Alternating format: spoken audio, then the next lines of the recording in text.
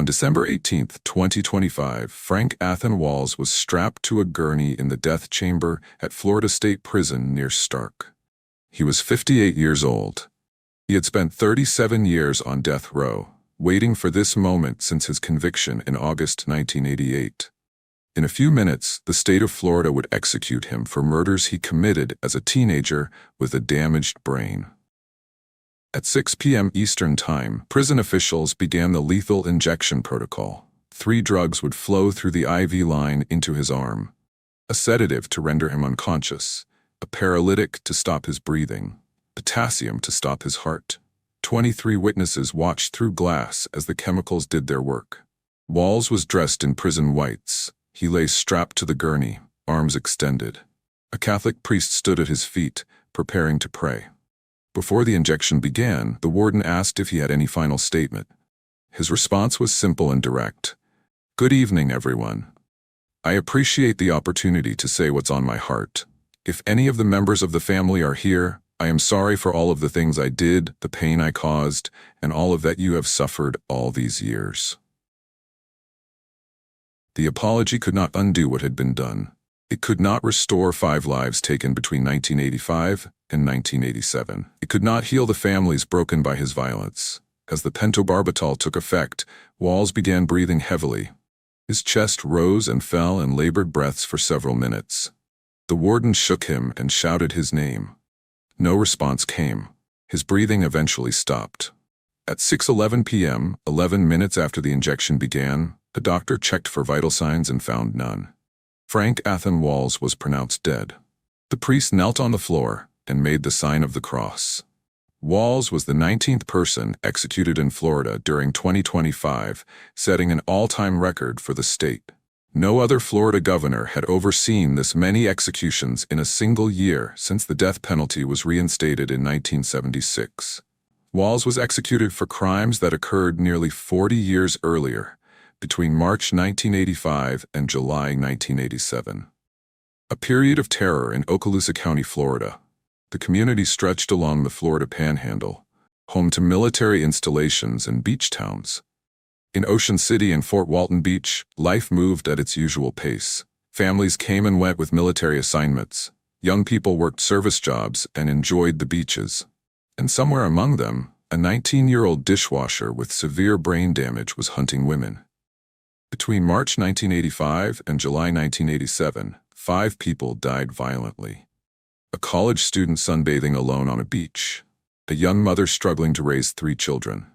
A grandmother known for legendary family gatherings.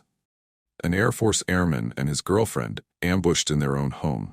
The crimes became known as the Tuesday murders because the victims died on or around Tuesdays. 5 lives ended, 5 families shattered. A community terrorized by a killer who seemed impossible to catch. On July 24, 1987, Frank Walls was arrested after his roommate reported that Walls talked constantly about raping and killing people. Investigators found stolen items from multiple crime scenes in his trailer. They found a fan with a victim's fingerprint. Frank confessed to all 5 murders. On paper, Frank Walls was a monster, a serial killer who targeted vulnerable women. Prosecutors called him dangerous. They said he deserved death. They said justice demanded execution. But there was another story beneath the surface. A story of a boy born with oxygen deprivation, hospitalized repeatedly as an infant for fevers that damaged his developing brain. A child classified as emotionally handicapped by age 5. None of that excuses what he did. Nothing can excuse taking 5 innocent lives. This is a story about the Tuesday murders. This is a story with no way out. If you're drawn to stories of justice, betrayal, and the people who reach a point of no return, make sure to subscribe to No Way Out. This is where true crime meets truth. Real cases, real consequences. Frank Athen Walls entered the world on October 12, 1967, in Ocean City, Florida. The delivery room brought immediate concerns. Medical staff noticed the infant showed signs of oxygen deprivation during birth. This hypoxic condition would mark the beginning of a lifetime of cognitive challenges. Within his first year, young Frank developed severe fevers that alarmed his parents. The fevers climbed so high that doctors admitted him to the hospital multiple times. His mother kept vigil beside his crib, watching nurses work to bring down his temperature. These early medical crises left lasting damage to his developing brain. By age 5, teachers at his elementary school began documenting unusual behaviors. Frank struggled to sit still during lessons. He couldn't focus on simple tasks that other children completed easily. His impulse control seemed non-existent. School counselors tested him repeatedly, searching for answers. The evaluations revealed what educators feared. Frank showed signs of brain dysfunction, possibly stemming from slight brain damage. His teachers noted he would likely need special support services throughout his education. Frank's family life centered around Ocean City, a small community in Okaloosa County along Florida's Panhandle. His parents worked hard to provide for their children. Frank had a brother who also lived with a disability, and Frank helped care for him. This responsibility taught him some measure of compassion, though his own limitations made even simple caregiving tasks difficult. His middle school years brought new challenges. One teacher observed his struggles closely and wrote an assessment that proved prophetic. The educator concluded it was highly unlikely Frank would ever become an individual without special needs or disabilities. The school system placed him in specialized classes, but his behavioral issues continued. When Frank reached his mid-teens, disaster struck twice. He contracted meningitis, a dangerous infection of the protective membranes covering the brain and spinal cord. The illness ravaged his already compromised neurological system. Medical professionals treated him and he recovered, only to contract meningitis a second time months later. These back-to-back bouts of meningitis compounded the brain damage Frank had sustained since birth. Experts would later testify that viral meningitis can cause significant cognitive decline. Frank's IQ scores, which had measured around 97 during his childhood, began dropping dramatically. By his late teens, his intellectual functioning had fallen to the low 70s. Teachers noticed the change. Tasks Frank could complete before now seemed beyond his grasp. He read individual words, but couldn't understand what sentences meant. When given written instructions, he would ask questions that showed he had completely missed the point. His reading comprehension deteriorated to a kindergarten level. Despite these profound challenges, Frank tried to function in the world. As a teenager, he took a job as a dishwasher at a restaurant called Quincy's in the Fort Walton Beach area.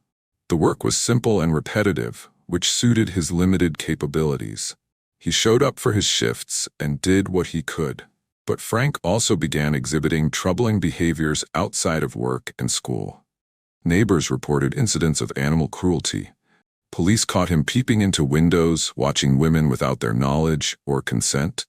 These violations earned him court-ordered community service. The young man also committed burglaries around Ocean City, breaking into homes and taking items that caught his attention. His criminal activities escalated slowly but steadily. The modest income from washing dishes at Quincy's barely covered Frank's basic needs, but it gave him enough to contribute toward rent.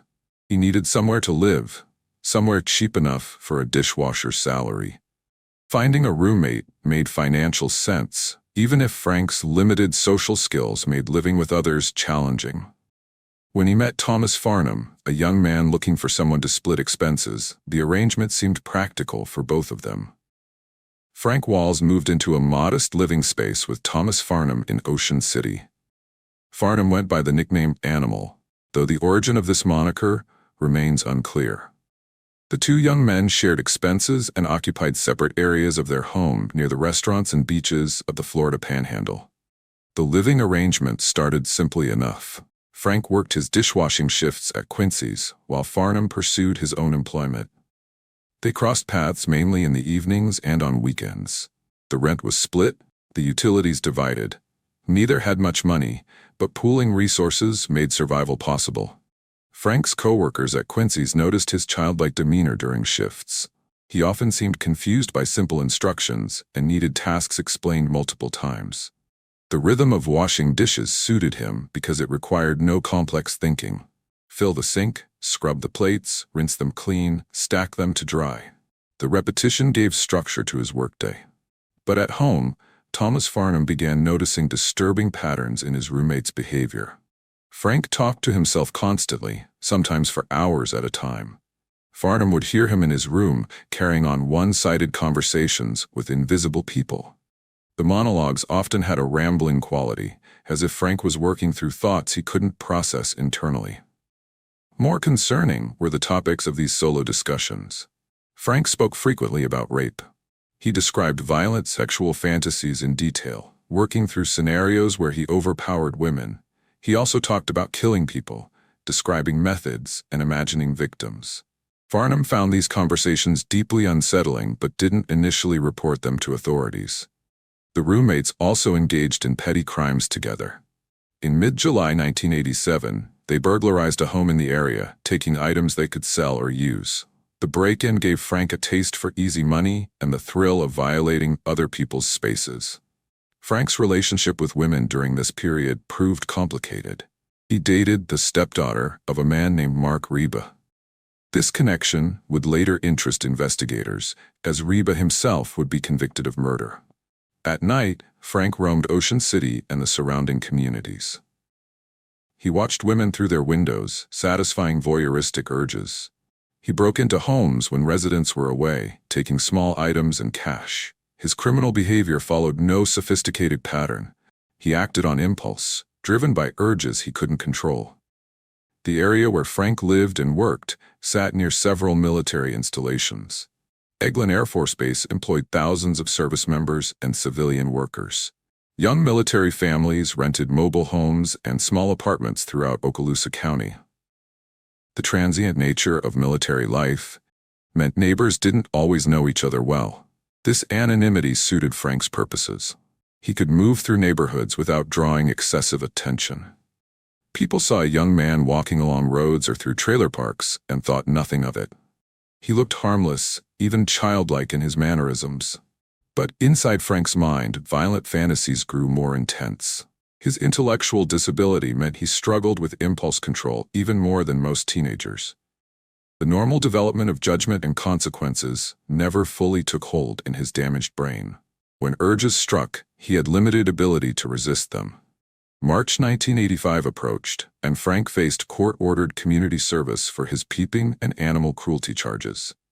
The court assigned him to work on Okaloosa Island, a barrier island that separated Choctawhatchee Bay from the Gulf of Mexico. The island's beaches attracted locals and tourists who came to enjoy the white sand and emerald waters.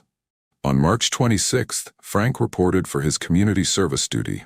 The weather was pleasant, typical for late March in the Florida Panhandle. Beachgoers spread towels on the sand and soaked up the spring sunshine. Among them was a 19-year-old college student who had no idea she was being watched. Her name was Tommie Lou Whiddon, and everything about her radiated life and promise. She had driven to the beach that morning, planning to meet a friend, but the friend had canceled at the last minute. Rather than waste the beautiful day, Tommie Lou decided to come alone. Tommie Lou Whiddon loved life with an infectious enthusiasm that drew people to her. At 19 years old, she studied at Okaloosa Walton Community College with dreams of becoming a physical therapist. Her friends described her as vibrant and dedicated, someone who threw herself completely into whatever she pursued. Fashion fascinated Tommie Lou. She kept up with the latest trends and took pride in her appearance. Her wardrobe reflected careful attention to style, each outfit selected to express her personality. When she walked across campus, classmates noticed her confident presence. Her faith formed the foundation of her life. Tommie Lou attended church regularly and participated actively in her congregation. She spoke often about her beliefs and found comfort in prayer. Her family valued these spiritual commitments and supported her involvement in church activities. The close-knit family structure that surrounded Tommie Lou provided stability and love. Her parents watched with pride as she pursued higher education. They envisioned her completing her degree and building a successful career, helping people recover from injuries and regain mobility. Physical therapy seemed like a perfect fit for their caring daughter. On campus, Tommie Lou formed friendships that enriched her college experience. One of her friends worked as a server at Quincy's restaurant.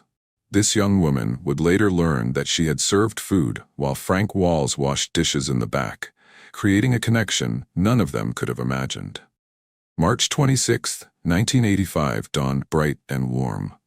Tommie Lou had plans to meet a friend at the beach.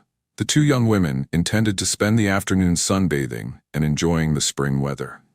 Okaloosa Island offered beautiful stretches of sand, and students from the college often gathered there during breaks. But that morning, Tommie Lou's friend called with disappointing news. Something had come up and she couldn't make it to the beach.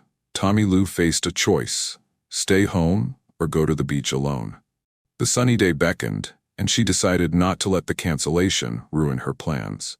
She packed her beach bag with towels, sunscreen, and a book. Her bikini was one of her favorites. She drove to Okaloosa Island, found a good spot on the sand, and spread out her towel. The sound of waves rolling in from the Gulf provided a peaceful soundtrack. Tommie Lou settled in to enjoy her solo beach day. Other people dotted the shoreline, but the beach wasn't crowded. She applied sunscreen and lay back to soak up the sun. The book she brought lay beside her, ready for when she wanted to read. What Tommie Lou didn't know was that Frank Walls was working his court-ordered community service nearby. He had been assigned beach cleanup or maintenance duties, requiring him to be in that exact location. As he moved along the beach, he noticed the young woman lying alone on her towel. Frank recognized opportunity when he saw it. His violent fantasies had been building for months. Here was a woman by herself, vulnerable, unaware of danger.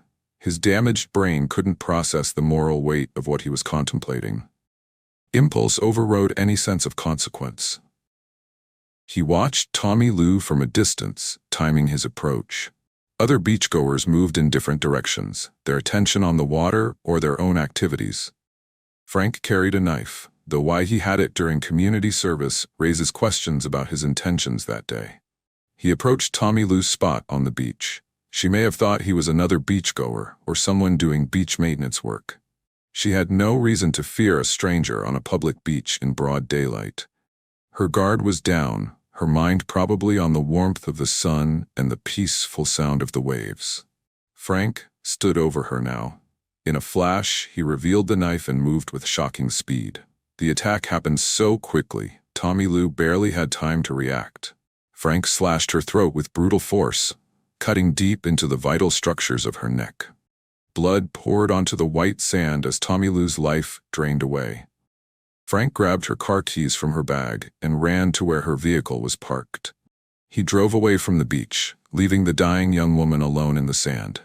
Within minutes, she had bled out. Her dreams of becoming a physical therapist ended forever.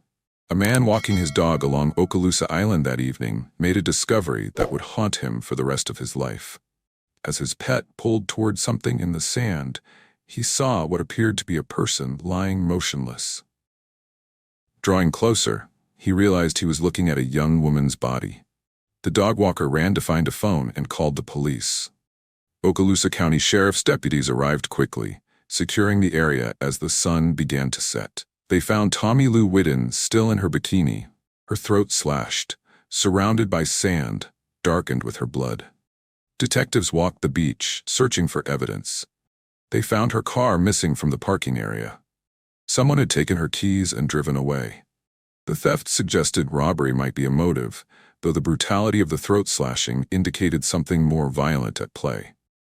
The case landed on the desk of Don Vinson, who served as chief investigator for the Okaloosa County Sheriff's Office. Vinson was an experienced detective who had worked numerous homicides, but this case disturbed him deeply. A young woman had been murdered in broad daylight on a public beach. The next morning, authorities located Tommie Lou's car abandoned behind a random building. They processed it for fingerprints and other evidence, but found nothing that immediately pointed to a suspect. Whoever killed her had been careful enough to avoid leaving obvious traces. News of the murder spread through the community quickly. Ocean City and Fort Walton Beach residents struggled to comprehend how someone could commit such a crime in the middle of the day with other people nearby. Parents warned their children to be more careful. Women felt less safe going places alone. Tommie Lou's family received the devastating notification from police. Their daughter, who had left that morning full of life and plans, was gone. The funeral brought together her college friends, church family, and community members who mourned a life cut short. Investigators canvassed the area around Okaloosa Island. They interviewed beachgoers who had been there on March 26. Some people remembered seeing a young woman matching Tommie Lou's description, but no one reported seeing the attack itself. The killer had struck during a brief window when no witnesses were watching. One detail emerged that interested detectives. The court system had assigned several people to do community service on Okaloosa Island that day. Investigators began tracking down these individuals to question them and verify their whereabouts. Frank Walls's name appeared on this list. When detectives spoke with Frank, he denied any knowledge of the murder. He claimed to have been doing his assigned work and not to have noticed anything unusual. His childlike demeanor and apparent intellectual limitations made him seem like an unlikely suspect for such a violent crime. The investigation stalled. Without physical evidence linking a specific person to the scene and without witnesses to the attack, detectives had little to pursue. Don Vinson kept the file open but had to divide his attention among other cases demanding his time. Months passed with no breaks in the Tommie Lou Whiddon murder. The case went cold, joining the stack of unsolved homicides that haunt every police department. Vinson and his team had no way of knowing that the killer would strike again, or that he was still moving through their community unchecked. Frank Walls returned to his routine of washing dishes at Quincy's and living with his roommate Thomas Farnham. But the murder had taught him something. He had killed a woman and gotten away with it. No police officers had arrested him. No consequences had followed. His damaged brain processed this information in its limited way, and the violent fantasies that plagued him grew stronger. The community remained on edge, but gradually returned to normal routines. Life in a military town meant people came and went frequently. New faces replaced old ones. The constant turnover made it harder to notice patterns or identify threats. Frank continued his nighttime prowling. He peered into windows, broke into empty homes, and indulged his voyeuristic urges. The fantasies he had once only talked about with Thomas Farnham had crossed into reality once. They would cross again. September 16, 1986 arrived as another Tuesday. In the Wright community near Fort Walton Beach, a young mother named Cynthia Condra prepared to face another difficult day. She didn't know that a dishwasher from Quincy's restaurant was about to intersect with her life in the most violent way possible. Cynthia Sue Condra carried heavy responsibilities on her shoulders. At 24 years old, she was raising 3 children in the Wright community near Fort Walton Beach. The demands of single motherhood left little time for herself, but she worked hard to provide for her kids. Life hadn't been easy for Cynthia. Financial pressures weighed constantly on her mind. She juggled bills, childcare, and the daily challenges of keeping 3 young children fed, clothed, and safe. Her family helped when they could, but ultimately the responsibility fell on her. The Wright area where Cynthia lived consisted of modest homes and mobile parks. Working-class families filled the neighborhood, many connected to the military installations nearby. Lewis Turner Boulevard ran through the area, a road that would become associated with tragedy. Despite her struggles, Cynthia maintained hope for a better future. She wanted her children to have opportunities she never had. She dreamed of stability and security for her family. Those dreams kept her going through difficult days. September 16, 1986 started as an ordinary day. Cynthia went about her usual routines, caring for her children and managing household tasks. She had no reason to think this Tuesday would be different from any other. She had no idea Frank Walls existed or that their paths would cross. The exact circumstances of how Cynthia encountered Frank remain unclear. What investigators later pieced together suggests she may have picked him up while he was hitchhiking. Frank later told police they had consensual sex, though the reliability of his statements is questionable given his intellectual disability and tendency to confuse or fabricate details. What is certain is that at some point during their interaction, Frank's violent impulses took over. Frank attacked Cynthia with a knife. He stabbed her repeatedly. driving the blade into her body again and again. When Frank's rage finally exhausted itself, Cynthia lay dead. Frank left her body on the side of a road near Lewis Turner Boulevard. He took whatever items he wanted from her and walked away, leaving her in a wooded area where she wouldn't be immediately visible to passing traffic. A driver spotted Cynthia's body later that day. Police responded and found the young mother stabbed to death, her body discarded like trash. The crime scene told a story of extreme violence. Blood evidence and the pattern of wounds indicated a sustained attack. Detectives from the Okaloosa County Sheriff's Office arrived to process the scene. Don Vinson and his team now had a second brutal murder of a young one in their jurisdiction.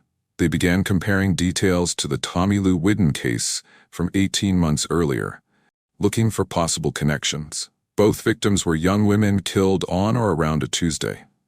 Both had been attacked with extreme violence. But the methods differed enough that investigators couldn't definitively link the cases. Tommie Lou had her throat slashed on a beach. Cynthia had been stabbed 21 times and left near a road. The investigation into Cynthia's death followed standard procedures. Detectives interviewed her family and friends, trying to establish her movements on September 16th. They asked about her relationships, any conflicts she might have had, anyone who might want to hurt her. Her children had lost their mother. The three kids now faced an uncertain future, their young lives permanently scarred by violence. Family members stepped in to care for them, but nothing could fill the void Cynthia's death created. Frank Walls again escaped detection. He returned to his routine, washing dishes and living with Thomas Farnham. The violent episode didn't lead to his arrest. He had now killed 2 women and remained free to kill again. The murder of Cynthia Sue Condra sent new waves of fear through Okaloosa County. 2 young women had been brutally killed in the area within 18 months. Residents began changing their behaviors, taking extra precautions they hadn't considered necessary before. Women stopped going places alone. Parents kept closer watch on their daughters. Locks got checked and double-checked at night. The casual trust that characterized small-town life eroded under the weight of unsolved murders. Don Vinson felt the pressure mounting. As chief investigator, these cases sat heavily on his conscience. He knew a killer was operating in his community, but he didn't have the evidence needed to identify and arrest the perpetrator. The investigation consumed his working hours and invaded his sleep. Detectives explored every angle they could think of. They looked at known sex offenders in the area. They investigated domestic violence reports, wondering if these murders connected to abusive relationships. They ran down tips from concerned citizens who reported suspicious behavior. Nothing generated a solid lead. The killer left minimal physical evidence at the crime scenes. No witnesses had seen the attacks. The victims came from different backgrounds and social circles. Finding the connection that would break the case proved maddeningly difficult. Frank Walls continued moving through the community undetected. His intellectual disability made him seem harmless to most people who encountered him. His childlike demeanor didn't match anyone's image of a violent killer. This cognitive bias worked in his favor, keeping him below the radar. At Quincy's restaurant, Frank showed up for his dishwashing shifts. His coworkers noticed nothing alarming about his behavior. He seemed slow and sometimes confused, but he did his work without causing problems. Some employees even felt protective of him, seeing him as a young man who needed extra patience. Thomas Farnham grew increasingly uncomfortable living with Frank. The constant talk about rape and murder hadn't stopped. If anything, Frank seemed more animated when discussing these violent topics. But Farnham still didn't report his concerns to police, a decision he would later regret. The winter of 1986 gave way to spring 1987. May brought warm weather and the approach of summer tourist season. Vacation rental properties along the coast prepared for visitors. Military families received new assignments and transfers. Life in the Panhandle communities continued despite the shadow of unsolved murders. May 20, 1987 arrived as a Tuesday, like the days when Frank's previous victims had died. At a mobile home on Duval Street in Ocean City, a woman was preparing for her evening. Her name was Audrey Gygi, and she had no idea the dishwasher from a local restaurant was about to change her family's life forever. Frank Walls approached Audrey's trailer that evening with burglary on his mind. He had broken into homes before and stolen items. The mobile home on Duval Street looked like an easy target. He had no plan beyond taking whatever valuables he could find. But when Frank broke in, he found Audrey at home. The encounter transformed a simple burglary into something far more violent. Frank's sexual urges took over. He raped Audrey in her own home, violating her in the place she should have been safest. After the assault, Frank left the mobile home. Audrey remained alive, traumatized, but physically able to survive. She could identify him. She could tell police what he looked like and what he had done. This fact apparently gnawed at Frank's limited consciousness. He returned to Audrey's trailer. What is certain is that he entered her home a second time with lethal intent. Frank attacked Audrey with a knife. He stabbed her repeatedly, ending the threat she posed to his freedom. Her blood spilled across her own floor as her life ended in terror and pain. Frank took a fan and a radio from her home, adding theft to rape and murder. The next morning, Audrey failed to show up for work. A concerned coworker called her home and got no answer. The coworker contacted police, asking them to check on Audrey. Deputies went to the mobile home on Duval Street and discovered her body. The Tuesday murders had claimed their third victim. Audrey Gygi had lived 47 years, filled with love, laughter, and family.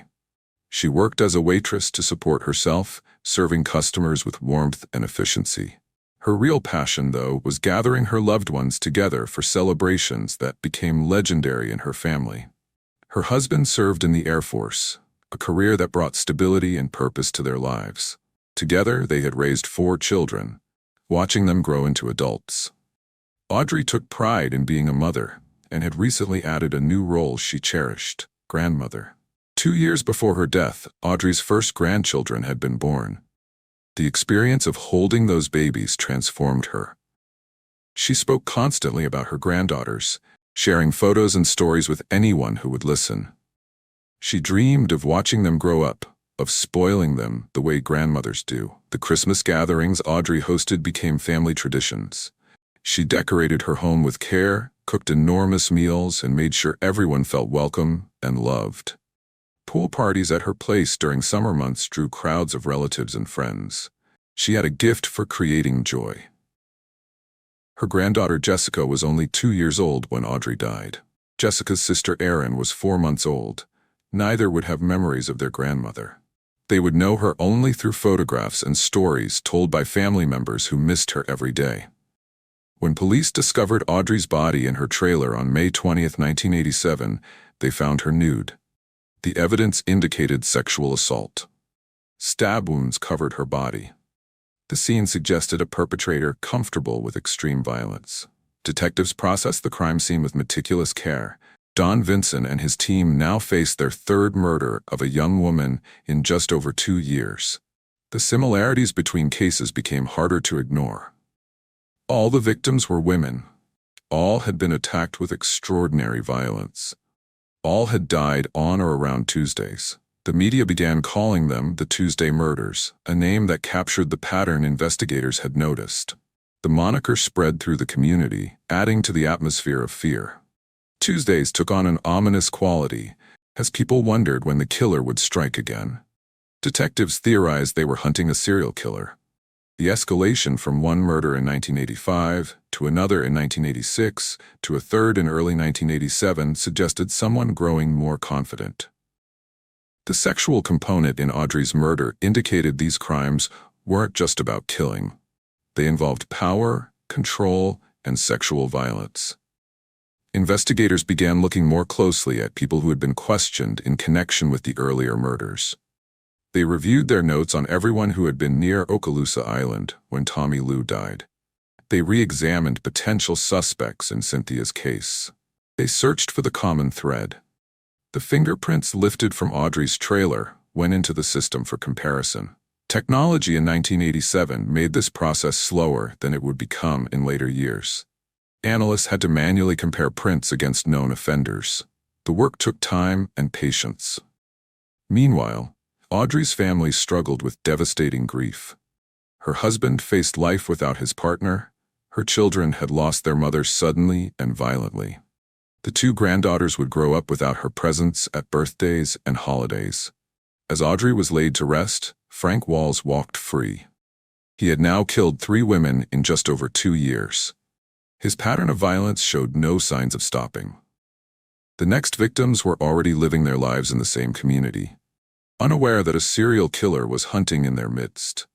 One of those victims lived just 1 block away from Audrey's trailer on Duval Street. His name appeared on duty rosters at Eglin Air Force Base every morning. He wore the uniform proudly, served his country with dedication, and had recently fallen in love with a young woman who had moved into his mobile home on Jackson Street. Edward Alger came from a military family that valued service and duty. At 21 years old, he wore the uniform of the United States Air Force with pride. His assignment to Eglin Air Force Base brought him to the Florida Panhandle and into a community that would remember him as a hero. Eglin Air Force Base sprawled across northwest Florida, one of the largest military installations in the world. Thousands of airmen worked there on cutting-edge aviation and weapons systems. Edward served his country through his work on the base, following orders and doing his job with dedication. Off-duty, Edward enjoyed the freedoms that came with being a young serviceman in Florida. The beaches offered recreation and relaxation. The local restaurants and bars provided places to meet people and unwind. Edward made friends among his fellow airmen and the civilians who lived near the base. At some point during his time at Eglin, Edward met Ann Peterson. The 20-year-old woman captivated him. They began dating, and their relationship grew serious. Before long, they decided to move in together, renting a mobile home in Ocean City's Greenwood Mobile Home Park. The trailer they shared sat on Jackson Street, a modest address in a neighborhood filled with other young military families. The homes were close together, creating a sense of community. Neighbors heard each other's conversations and noticed comings and goings. It seemed like a safe place to build a life. Ann Peterson brought her own dreams and personality to the relationship. Details about her background are limited in the available records, but those who knew her described a young woman full of life. At 20, she had her whole future ahead of her. The couple settled into their life together. Edward worked his shifts at Eglin while Ann managed their home. They made plans for their future, discussing marriage and where the Air Force might send them next. Their conversations included talk of children someday, of building a family together. Audrey Gygi's trailer sat just 1 block away from where Edward and Ann lived. This proximity would later strike investigators as significant. The same killer who had murdered Audrey was stalking the neighborhood, looking for his next opportunity. July 22, 1987 arrived as another Tuesday in the Florida summer. Edward and Ann went to bed that night with no reason to fear. They had locked their doors. They lived in a community surrounded by other people. Edward's military training made him capable of defending himself and Ann if necessary. They felt as safe as any young couple in their circumstances. But Frank Walls had been watching their mobile home. He had noticed their routines. He knew when they went to bed. He had decided they would be his next victims, though his intellectual disability makes it unclear how much actual planning went into this decision versus impulse. In the early morning hours of July 22nd, while darkness still covered Ocean City, Frank broke into Edward and Ann's trailer. He moved quietly at first, making his way inside their home while they slept. Then he deliberately knocked over their oscillating fan, sending it clattering to the floor. The noise woke Edward and Ann. They got out of bed to see what had fallen. When they emerged from their bedroom, they found Frank Walls in their home, armed and dangerous. Their peaceful night had transformed into a nightmare that would end with both of them dead. Edward Alger's military training kicked in the moment he saw an intruder in his home. His first instinct was to protect Ann and himself, but Frank Walls held weapons and had the advantage of surprise. The situation deteriorated rapidly. Frank forced Ann to tie up Edward using curtain cords from the windows. With a gun pointed at them, the young couple had no choice but to comply. Ann's hands shook as she wrapped the cords around Edward's wrists and ankles. She could feel his tension, his desire to fight, but the weapon in Frank's hand made resistance seem suicidal. Once Edward was bound, Frank turned his attention to Ann. He made her lie down on the floor and used more curtain cords to tie her wrists and ankles. He gagged her to prevent her from screaming. Edward and Ann were now completely helpless, at the mercy of a man whose intellectual disability made his actions unpredictable. Frank's stated purpose for the break-in was robbery. He wanted cash and valuables. But the binding and gagging of his victims suggested darker intentions. Sexual violence had been part of his previous attacks. The presence of a vulnerable young woman in her nightclothes likely triggered those same urges. Edward worked at his bindings while Frank's attention was elsewhere. The airman's strength and determination allowed him to loosen the curtain cords enough to slip free. The moment he got loose, he attacked Frank, trying to overcome the intruder despite being unarmed. The fight between the two men was desperate and brutal. Edward fought for his life and Ann's life. Frank fought to maintain control of the situation. They crashed around the mobile home, knocking into furniture and walls. Frank pulled a knife during the struggle.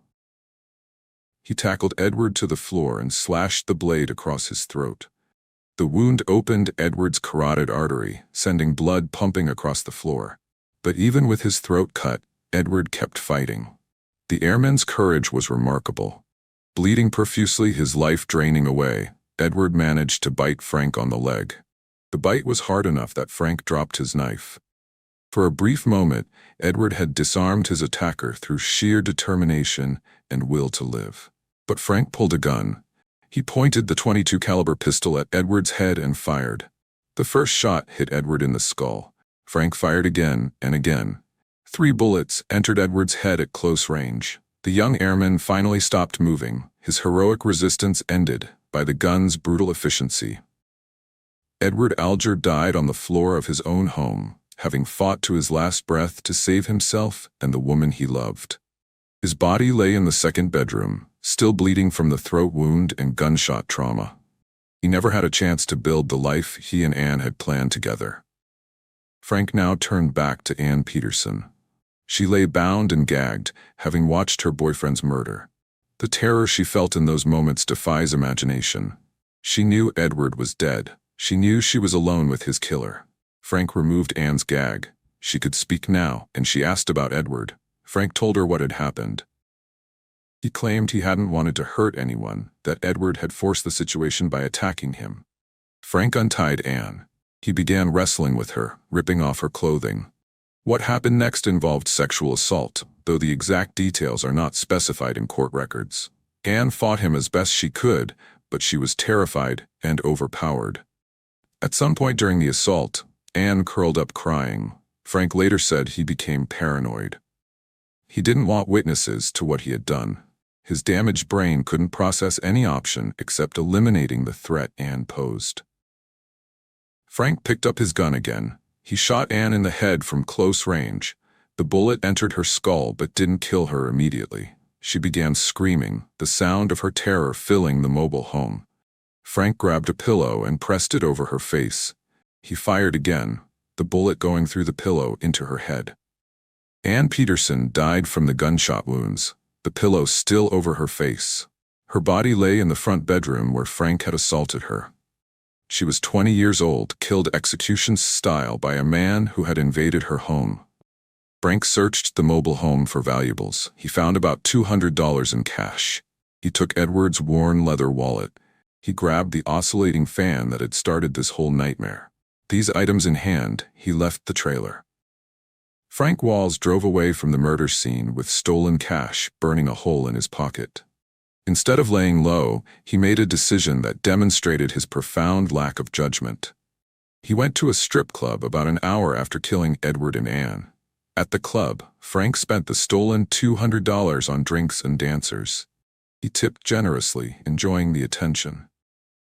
Frank returned to the trailer he shared with Thomas Farnham sometime in the early morning hours. He went to bed as if nothing unusual had happened. His intellectual disability may have prevented him from fully understanding the enormity of what he had done. The next day would unfold normally for him, while two families were about to receive the worst news imaginable.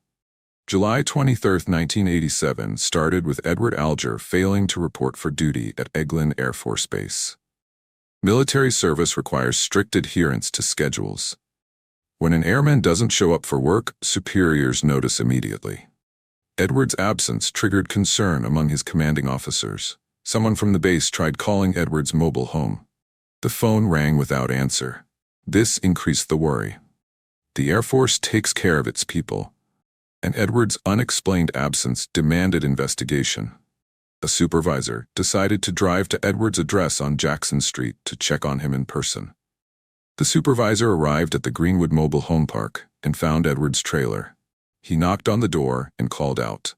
No response came from inside. The supervisor tried looking through windows but couldn't see much. A sense of dread began building. The supervisor contacted local police, requesting a welfare check. Okaloosa County Sheriff's deputies arrived and approached the mobile home. They knocked and announced their presence. Still no response. The circumstances justified forcing entry to ensure the occupant's safety.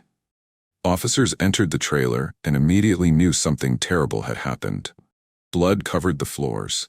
The smell of death hung in the air. They called for detectives and crime scene investigators, securing the area to preserve evidence.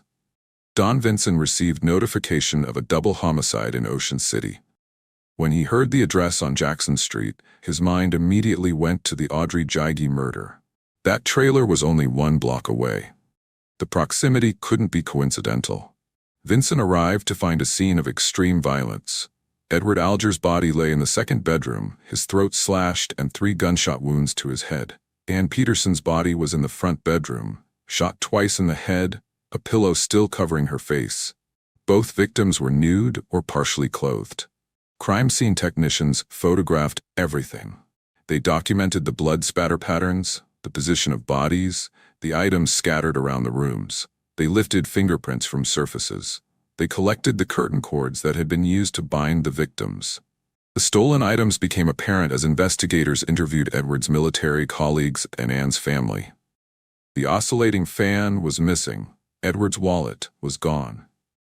About $200 in cash had been taken. This was robbery as well as murder. The pattern of the attack told investigators about their perpetrator. This person was comfortable with extreme violence. The killer had shot Edward multiple times even after slashing his throat, suggesting overkill driven by fear or rage.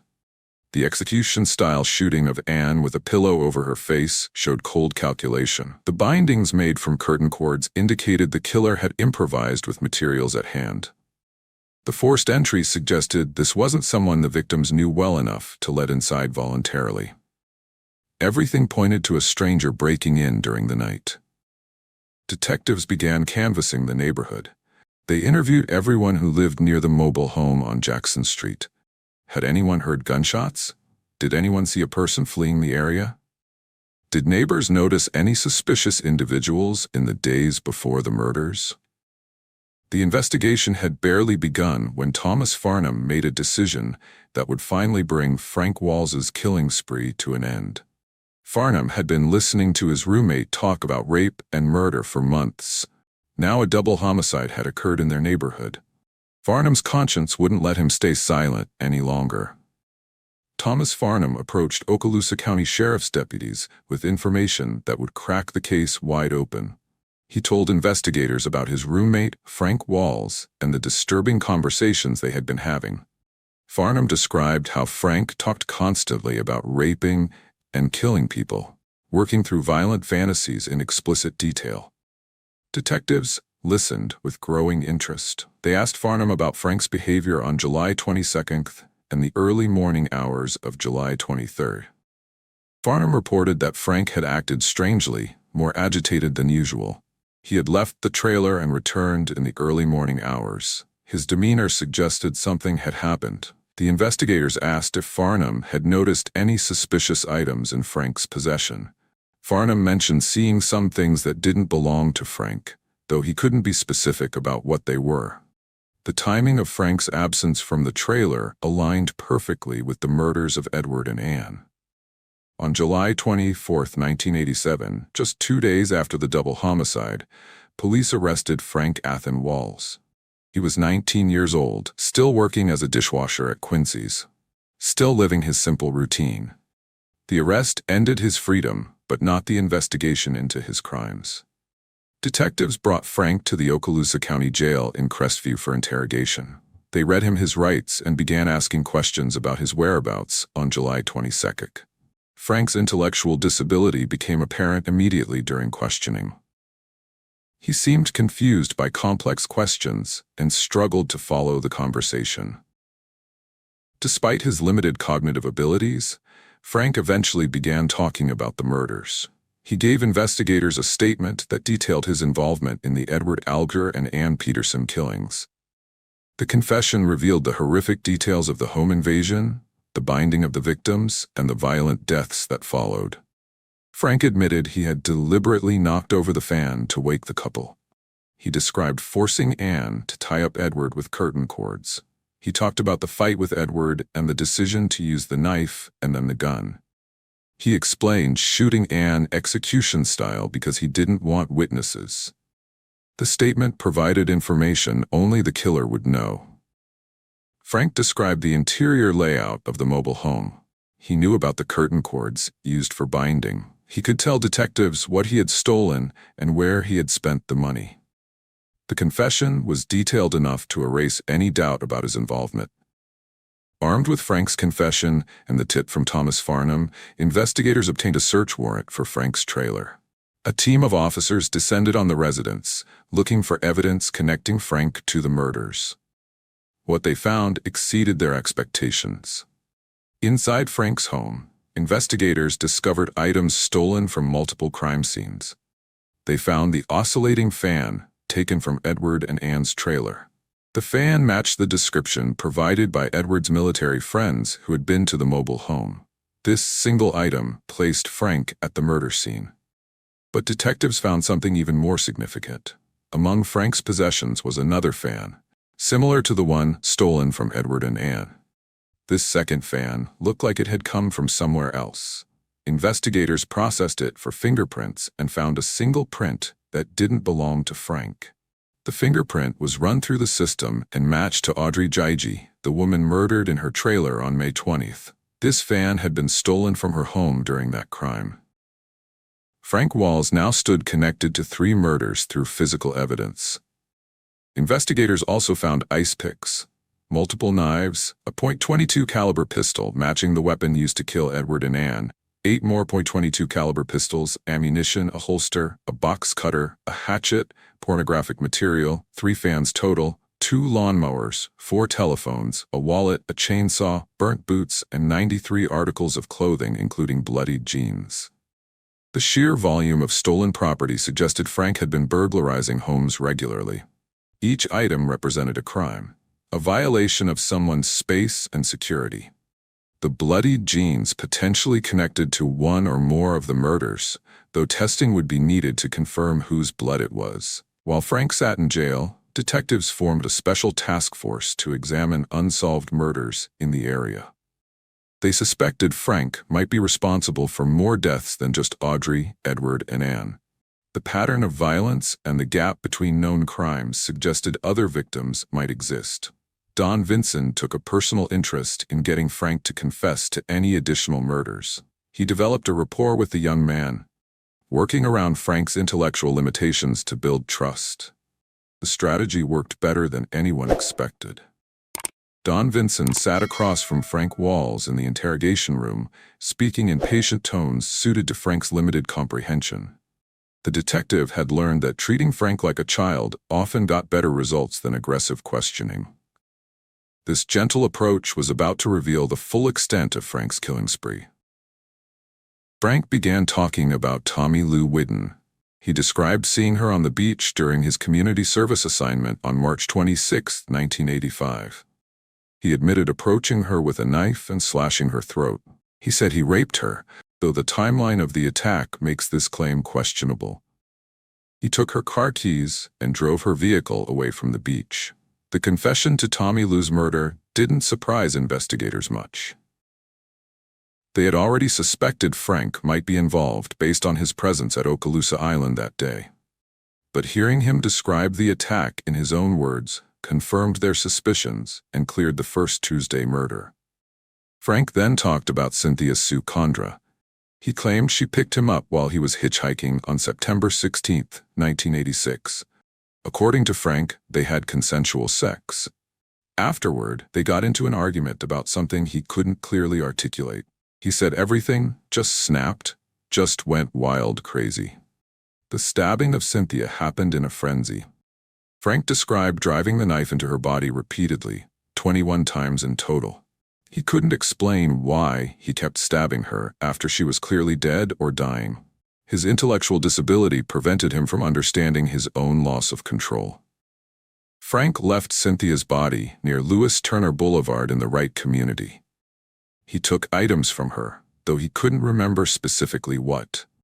The murder cleared another unsolved case from the books and confirmed that the Tuesday murders were indeed the work of a serial killer.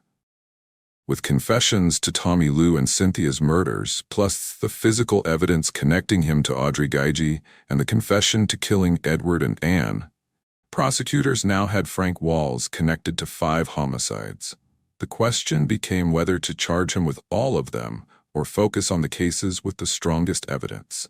Prosecutors decided to try Frank only for the murders of Edward Alger and Ann Peterson initially. These were the most recent crimes with the most physical evidence. The confession was detailed and damning. The stolen items provided a clear trail. Building a strong case for these 2 murders made strategic sense. The decision to focus on Edward and Ann's case first meant the other murders would wait. On August 11, 1987, a grand jury convened at the Shalimar Courthouse Annex. They heard evidence about the murders of Edward Alger and Ann Peterson. The grand jury indicted Frank Walls on 2 counts of first-degree murder, 2 counts of kidnapping, armed robbery, burglary, grand theft, and possession of stolen property. Frank entered a plea of not guilty to all charges. This set the stage for a trial that would determine whether the 19-year-old dishwasher with an intellectual disability would face execution for his crimes. Judge G. Robert Barron was assigned to preside over the case. Chief Assistant State Attorney Drew Pinkerton would prosecute. Assistant Public Defender Earl D. Lovelace would represent Frank. The legal machinery of the death penalty system began turning. Before the trial could proceed, the court needed to address a fundamental question. Was Frank Walls mentally competent to stand trial? His obvious intellectual limitations raised concerns about whether he could understand the proceedings against him and assist in his own defense. In March 1988, prosecutors requested a delay after psychiatrist Dr. James Larson submitted a report suggesting Frank might be incompetent to stand trial. This finding created a legal obstacle that needed resolution before the case could move forward. Dr. Larson's assessment conflicted with another expert's opinion. Dr. Theodore Marshall examined Frank and concluded that while he suffered from a personality disorder, he was legally sane and competent. Marshall also suggested Frank was exaggerating the severity of his mental deficiencies, trying to appear more impaired than he actually was. The dispute between expert witnesses set up a battle that would define much of Frank's legal journey. Was he intellectually disabled to the point of incompetence? Or was he functional enough to stand trial and be held fully responsible for his actions? The answer would determine not just the trial's timing, but potentially Frank's life. Judge Barron scheduled the trial to begin on July 11, 1988. Prosecutors and defense attorneys prepared their cases. The media coverage intensified as the community prepared to finally see justice for Edward Alger and Ann Peterson. On July 15, 1988, after a jury had been selected, the trial officially began. Prosecutors presented their case methodically. They called witnesses who described finding the bodies. Crime scene technicians explained the physical evidence. Detectives testified about Frank's confession and the items found in his trailer. The stolen oscillating fan became a key piece of evidence. Prosecutors showed how this fan matched the one missing from Edward and Ann's mobile home. They demonstrated that Frank possessed items he could only have obtained by being at the murder scene. Frank's confession was read to the jury. The detailed account of the home invasion, the binding of victims, the struggle with Edward, and the execution of Anne painted a horrific picture. Jurors heard Frank's own words describing how he shot Anne through a pillow to muffle the sound. The defense faced an uphill battle. Frank had confessed. Physical evidence connected him to the crime. Witnesses placed him in possession of stolen items. The facts weren't really in dispute. Earl Lovelace focused instead on mitigation, trying to spare Frank from the death penalty, if not from conviction. Lovelace presented evidence of Frank's intellectual disability. He called witnesses who described Frank's birth complications, his childhood fevers, his struggles in school. Teachers testified about placing him in special education classes. Medical records documented his bouts of meningitis as a teenager. The defense argued that Frank's intellectual disability was a mitigating factor. He had limited capacity to understand consequences. His impulse control was severely impaired by brain damage. Yes, he had committed terrible crimes, but executing someone with his level of cognitive impairment raised moral and legal questions. Prosecutors countered that Frank knew right from wrong. He had tried to hide evidence. He had spent the stolen money. He had fled the scene. These actions showed consciousness of guilt and understanding that he had done something wrong. His disability didn't make him innocent. After only 6 days of trial, on July 18, 1988, the jury reached a verdict. They found Frank Walls guilty on 2 counts of first-degree murder. The convictions for kidnapping, burglary, and theft followed. Frank sat impassively as the verdicts were read, his intellectual disability perhaps preventing him from fully grasping what was happening. The penalty phase of the trial would determine whether Frank received life in prison or death. The jury heard additional evidence about aggravating and mitigating circumstances. They deliberated on whether Frank Walls deserved to die for his crimes. The jury returned a unanimous recommendation for death. All 12 jurors agreed that Frank should be executed for murdering Ann Peterson. For the murder of Edward Alger, they recommended life in prison. The different recommendations for killing 2 people in the same incident reflected the jury's view that Ann's execution-style death was even more heinous than Edward's murder. Judge Barron scheduled sentencing for August 18, 1988, but then fell ill. The sentencing was delayed until August 25. On that date, Judge Barron sentenced Frank Walls to death for Ann Peterson's murder and life imprisonment, with the possibility of parole after 25 years for Edward Alger's murder. Frank also received 5 years for burglary, 20 years for armed burglary of a dwelling, 20 years each for 2 counts of kidnapping, and 2 months for petty theft. But the death sentence for Ann's murder overshadowed everything else. Frank Walls would be sent to Florida's death row. While courts debated whether Frank Walls could be executed despite his intellectual disability, Frank himself underwent a profound transformation on death row. In 1999, after 11 years in prison, Frank converted to Catholicism and was formally received into the church. Faith gave Frank something his limited intellect could grasp and hold on to. The rituals of Catholicism provided structure. The prayers offered comfort. The promise of redemption spoke to a part of Frank that desperately wanted to make amends for the terrible things he had done. Frank began praying the Liturgy of the Hours, the official set of prayers marking different times of day. He prayed the Rosary, working through the beads and meditations with childlike devotion. He received communion and went to confession regularly. These practices became the center of his existence. Other death row inmates noticed Frank's transformation. He talked about his faith constantly, eager to share what he was learning with anyone who would listen. His enthusiasm had a childlike quality that some found endearing and others found irritating, but no one doubted his sincerity. Frank began corresponding with religious men and women outside the prison. These pen pals saw beyond his crimes and offered spiritual support. One correspondent named Gaia, a sister from the Hermitage of Campello sul Clituno, began writing to Frank in early 2021. Their exchanges enriched both their lives. In February 2022, Frank wrote to Gaia expressing how important his spiritual life had become. His walk with Christ Jesus gave meaning to his days. The faith community he had found through letters and prison ministry programs provided human connection he had never experienced before. Frank discovered the teachings of Saint Benedict and the Benedictine order. The Benedictine emphasis on ora et labora, prayer and work, resonated with Frank's simple worldview. The structured monastic life, with its regular rhythms and routines, matched the predictable environment of death row. Frank applied to become a Benedictine Oblate through the Abbey of Atchison in Kansas. Oblates are laypeople who commit to following the rule of Saint Benedict in their daily lives. They pray the divine office, practice lectio divina, sacred reading, and live according to Benedictine principles. The process of becoming an oblate requires a novitiate period, typically lasting a year. The candidate studies Benedictine spirituality, learns the practices and prayers, and discerns whether this calling is genuine.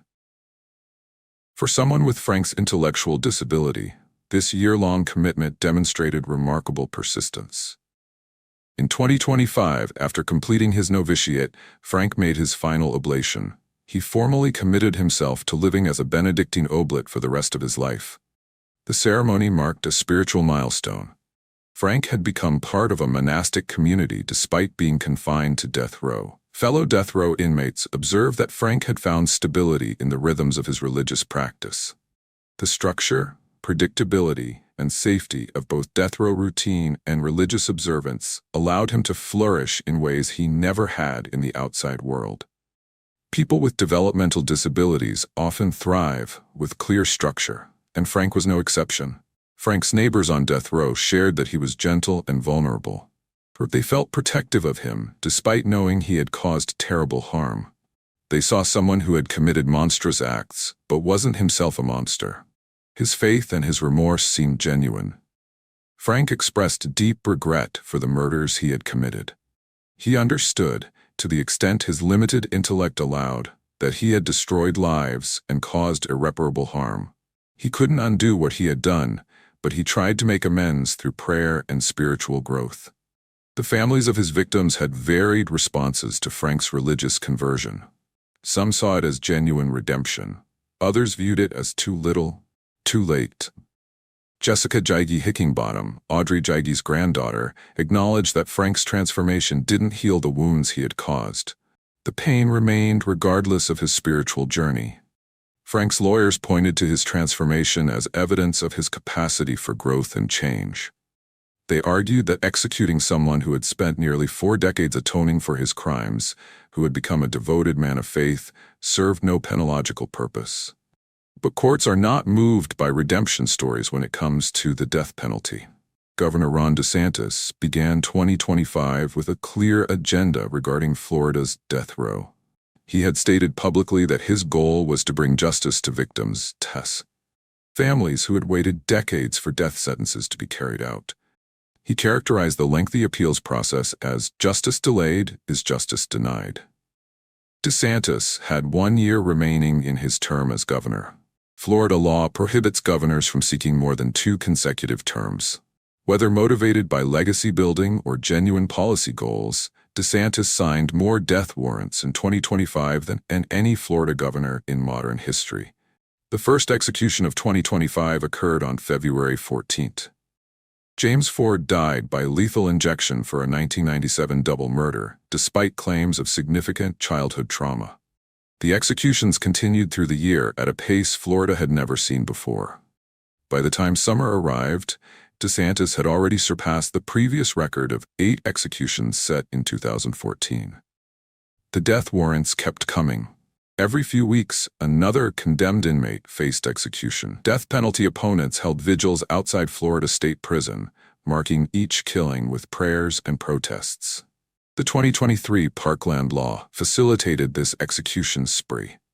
Named after the school shooting, the legislation lowered the threshold for death sentences. Florida now allowed executions based on an 8-4 jury recommendation, the lowest requirement in the nation. This made it easier to obtain death sentences and harder to overturn them. Frank Walls's name appeared on a death warrant signed by Governor DeSantis on November 18, 2025. The execution was scheduled for December 18, exactly 30 days later. This timing created procedural problems for Frank's legal team. The 30-day window between warrant and execution is standard in Florida. But 11 of those 30 days fell during Thanksgiving weekend and the surrounding holiday period when courts operate on limited schedules. This meant Frank's lawyers had even less time than usual to file necessary motions and appeals. Frank's attorneys immediately filed a successive motion to vacate his conviction and sentence. They argued that the abbreviated schedule didn't allow adequate time to address the constitutional issues in Frank's case. They requested a stay of execution to permit meaningful judicial review. The motion detailed Frank's intellectual disability claim. His lawyers presented evidence that he was categorically prohibited from execution under the Eighth Amendment. They argued that Florida's retroactivity ruling had prevented courts from considering this constitutional bar on the merits. Frank's legal team also raised concerns about Florida's execution protocol. Throughout 2025, evidence had emerged suggesting the Florida Department of Corrections was using expired drugs and incomplete medication doses in executions. Records showed pharmacological irregularities that raised the risk of botched procedures. In 4 executions during 2025, Florida had used a etomidate sedative that expired on January 31, 2025. The state continued using this expired medication through multiple executions. In other cases, records showed dock staff had withdrawn only partial doses of paralytic or heart-stopping drugs. The execution of Brian Jennings in November 2025 had shown concerning signs. Witnesses observed prolonged movements and delayed pronouncement of death, suggesting inadequate sedation. If pharmacists were routinely failing to withdraw full medication amounts, Jennings' distress might not have been an anomaly. Frank's lawyers argued that executing him using this questionable protocol violated his Eighth Amendment rights. His pre-existing health issues, which had worsened significantly in July 2025, made him especially vulnerable to suffering during the execution process. The Florida Department of Corrections also initially denied Frank access to his spiritual advisor during the execution. This violated his First Amendment right to religious exercise. After Frank's attorneys filed a federal lawsuit under the Religious Land Use and Institutionalized Persons Act, FDA quickly agreed to allow the spiritual advisor. Frank had been a devout Catholic for more than 26 years. His faith had deepened as he prepared for death. He wanted to receive the full last rites, including laying on of hands, audible prayer, confession, and viaticum. These sacraments held profound importance to him. The legal battles played out on multiple fronts. Okaloosa County Circuit Court Judge William Stone denied Frank's claims on December 3, 2025. The Florida Supreme Court affirmed this denial. Frank's lawyers then petitioned the U.S. Supreme Court for a stay of execution. On December 15, 2025, 3 days before the scheduled execution, Frank's attorneys filed their final petition with the U.S. Supreme Court. They argued that Florida was about to execute an intellectually disabled person in violation of the Constitution. They pleaded for the justices to intervene.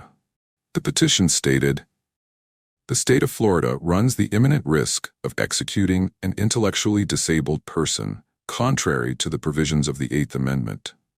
The lawyers laid out all the evidence of Frank's lifelong cognitive impairments, the brain damage, the adaptive deficits. Attorney General James Uthmire's office filed a response dismissing the arguments. The state claimed Frank was not intellectually disabled and never had been. They pointed to his higher IQ scores as a child as proof, ignoring the dramatic decline and the medical explanations for it. Walls is not now intellectually disabled and never was, the state's lawyers wrote. They characterized the appeals as delay tactics designed to avoid justice. They urged the court to let the execution proceed. On the afternoon of December 18, 2025, the U.S. Supreme Court denied Frank's petitions without comment. No dissents were noted.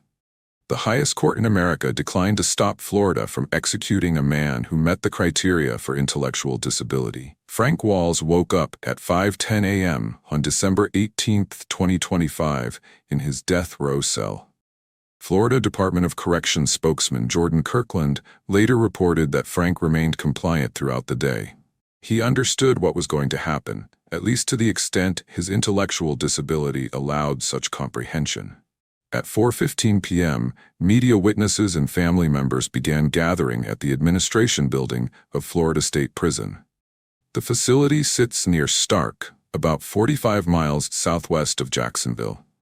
Death row and the execution chamber are housed in this maximum security compound. Former Okaloosa County Sheriff's Office investigator Joe Nelson attended the execution.